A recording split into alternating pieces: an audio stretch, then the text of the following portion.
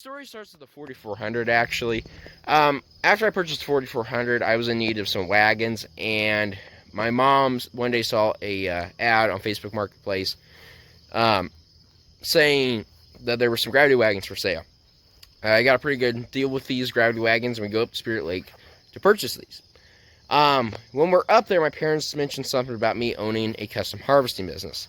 Now, unfortunately, the day these were purchased, I was unfortunately at a band competition, so my parents actually had to go grab the wagons for me, which, by the way, thank you, Mom and Dad.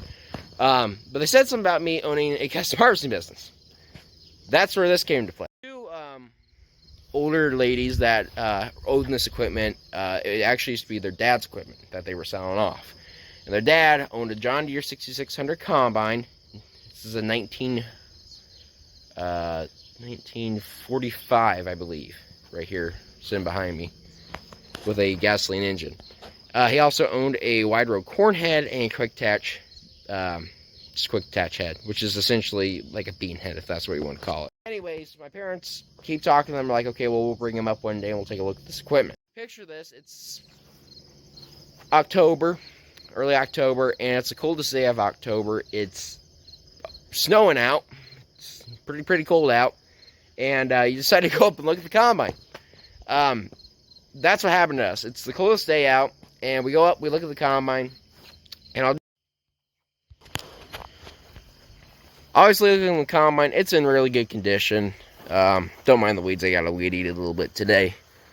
But it's not in too shabby of condition. Like I said, it's a little bit older than my 4400, but for what they were asking for it, wasn't too bad of a price. And the price they were actually asking for this combine was with those two heads in the back also. Anyways, the price is really good, and we say, okay, yeah, we'll take them. So we decided to see if we can get the 6600 actually to start up. And there was two gentlemen actually down there. I'm not going to say their names because I didn't get permission to, say their names in this video, but let's call them Mo, and let's call him Joe. Mo's son actually is an auctioneer who was actually helping appraise stuff, and he appraised this combine. Actually, I don't think he appraised this one. No, there wasn't an appraisal on this one. They were hoping to just sell this privately, I think, or something like that. And then Joe, sorry, the other dude, is just a friend of theirs that's helping out. Anyways, this combine hasn't ran in a while. Their dad, unfortunately, had passed away a year and a half before, and the combine hadn't run a year or two before that. And so, obviously, things haven't ran in a while. It's a cold day out. It's not going to start very easily. So, Joe comes up to us, and they talk to everyone who's helping sell this. They say, okay, if you go into town and buy batteries and some antifreeze, it's yours. Yours. Even the heads are yours. All free, all yours. All for free. You bet your bottom that I decided to get my happy little butt into town and get me some batteries and antifreeze. After I did that, we tried again, which the combine didn't want to start. They said, it's okay, you just come back another day, we'll figure out what to do with it. In the meanwhile, how about you get these other heads loaded up and you can take them home tonight. After we did that, fast forward a couple weeks later, my dad, very smart gentleman, has figured out how to create a bracket, this bracket right here on the screen, to mount on the back of the combine. We actually used the 4400's rear axle for reference. The reason we did this is because the rear axle on the 4400 and 6600 are the same exact axle. They can just change slightly. I don't know if they're like actual different like length. The actual width of the axle and all that stuff is exactly the same.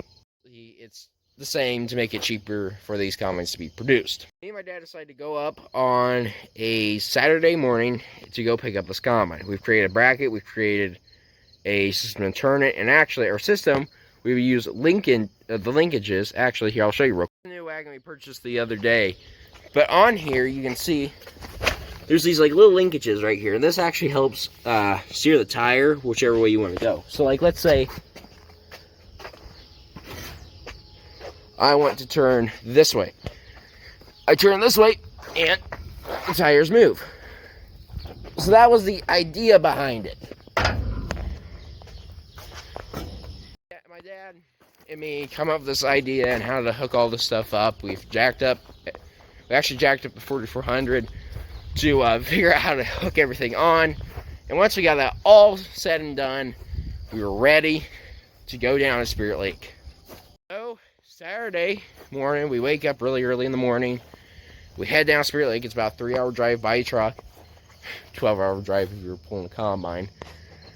And we get down there, and everything's going pretty smooth. It's a slightly colder day, but it actually wasn't near as cold as it was earlier that month.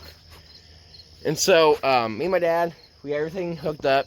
We actually had to take off this thing called a chopper box, or I think that's what you call it. Yeah, that chopper box, because the hitch we had hooked up would actually come up and hit the bottom of it. So that was a problem we run around into, so we had to take that off. It was all said and done. We were finally ready to get on the road. It's sun setting at this point, but we're like, let's try to just get down the road as far as we can and see what we can do. That's where the problem struck. Those linkages I told you about, yeah, that didn't quite work. Anyways, what the problem is that the tires, we have this linkage right here, right?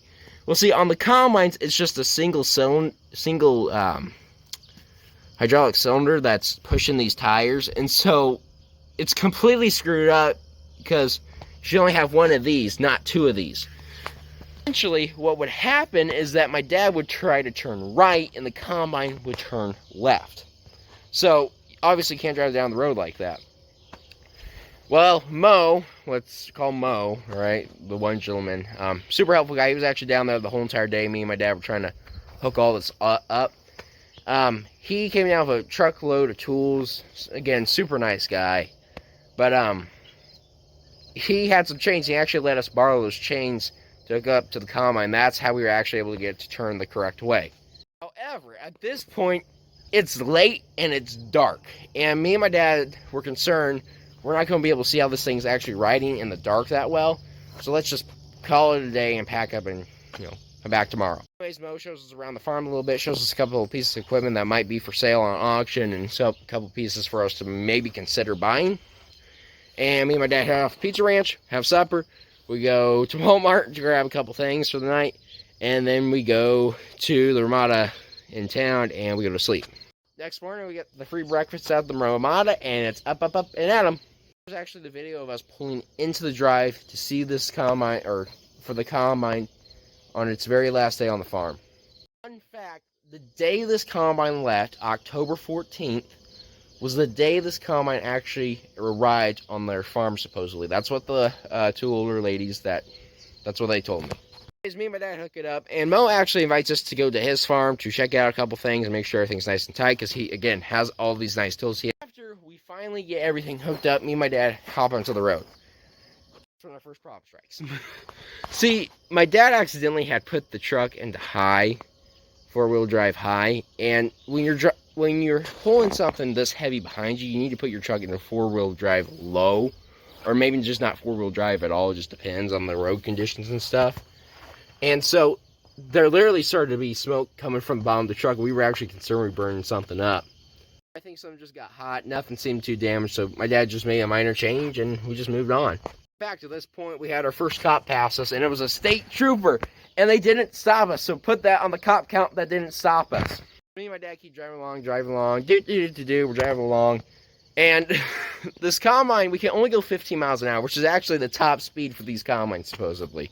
We're really pulling this huge combine behind us all this way, and just, it's taking forever. In Spirit Lake, there's actually quite a few major hills on the road, so we had to actually avoid those hills, and it took us even longer because we had to start going down back roads and country roads and all sorts of stuff. Dad's truck did handle it quite well, actually, believe it or not. That Ram 1500, man, I can't tell you.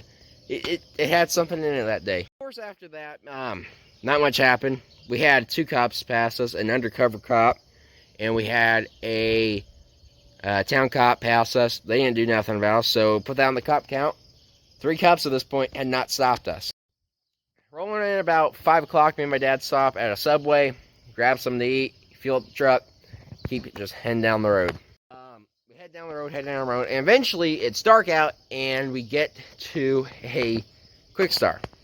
Anyways, anyways, he says something to me. He's like, hey, you should write something on the combine and then like put it in the back window to see if anyone says anything to you. Where this infamous picture right here of me, where I'm like standing right up there right next to the cab, and like you can see there's something in the cab. That's what that picture is. See? I just... Oh god. I decided to write, hey ladies, are you single and 16? Looking for a good looking man who owns a combine? Well, call me at this number. And I actually put my phone number on the combine. Fortunately, at this point, it was dark out, so no one actually saw it. But, like, it would have been so cool if someone actually would have called us. That would have been funny. I did actually have someone call us. It was a telemarketer, unfortunately. My dad kept driving with this truck behind us. Or this combine truck. And sorry. Eventually, we got her home. About 4 o'clock in the morning. And the very next day, I had to go give a speech about diesel engines and chemistry class. So that was fun. Anyways, yeah, that's the story about the 6600, how we got her home, how she's here now these days. I do want to give a big old shout out. I'm not going to say their names, but to everyone who helped us. You know who you are if you see this video. It was really, really nice of all of you to be there and help us and be so understanding why it took us so long to get everything hooked up. You know, thanks for not trying to rush us out. Thank you for making sure that we were safe on the road, and just thanks for everything, guys. So, anyways, thanks for watching JT the Ad Guy, and that's the last of this series, guys. Thanks for watching. In case you're wondering, my dad's truck is not a diesel. It is a gas Ram 1500. And if you don't believe me, I'll show you his truck. See? A Dodge Ram 1500. What did I tell you? I see guys like on YouTube, and I'm going to just have a little rant here real quick. Like on YouTube and stuff, they're pulling like a John Deere 3300, which is the smallest combine in that lineup series back there. And they're so concerned. They're like pulling off an F350 or like a big old diesel truck, and it's like my dad's truck pulled like the second biggest combine in that series, and it's a Ram 1500. So for all you guys who absolutely hate Ram, why are you hating it now? I mean, there's no reason to hate it at this point. I mean, it did the job quite well. Best of you guys. That is actually the truck that did pull that combine. So, anyways, take care, guys. Peace.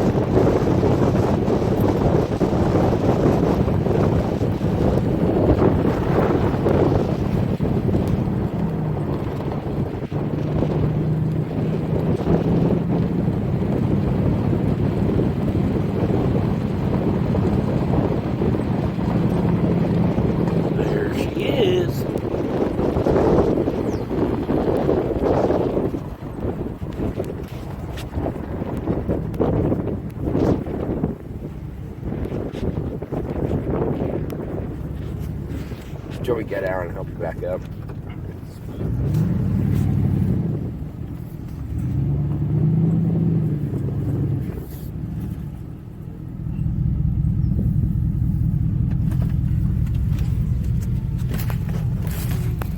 All right. Whoa, by the way. He's moving though. He's moving.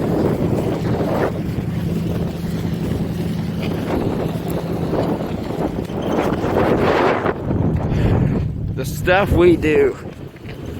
The stuff we do.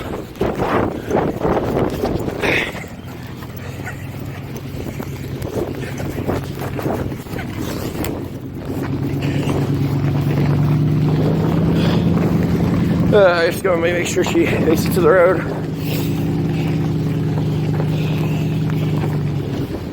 She's working though. So you're going down the road. We saw the John Deere dealership. And we have John Deere. So yeah, we thought that was cool.